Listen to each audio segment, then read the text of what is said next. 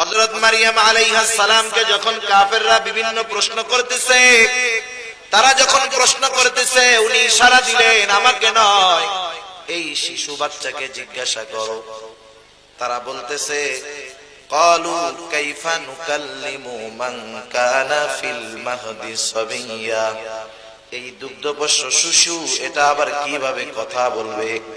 বলেন তো, আল্লাহ তাআলা যদি চায় দুগ্ধপোষ্য শিশু কথা বলতে পারে কি পারে না? আল্লাহ তাআলা দুগ্ধপোষ্য শিশু ঈসা আলাইহিস সালামের জবান খুলে দিলেন।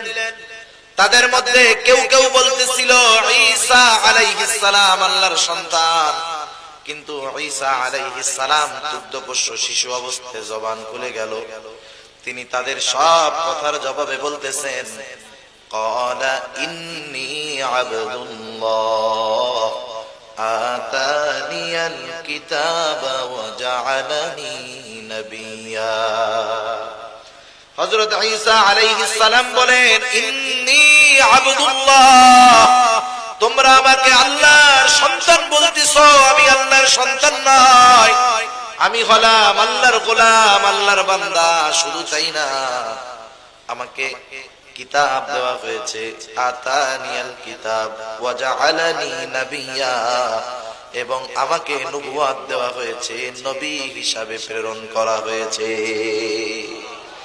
ইয়া উখতা হারুন মা কানা আবুকি ইমরাআ সাউইন ওয়া মা কানাত উম্মুকি বাগিয়া। তারা বলতেছে ইয়া উখতা হারুন, হে হারুনের বোন, তোমার আব্বা তোমার মা তারা তো কত ভালো মানুষ, তারা অবাধ্য ছিল না, সীমা লঙ্ঘনকারী ছিল না, কিন্তু তোমার কোলে পিতাবিহীন এই সন্তান কিভাবে আসলো? অনেকেই দাবি করতেছে এই সন্তানটা হলো আল্লাহ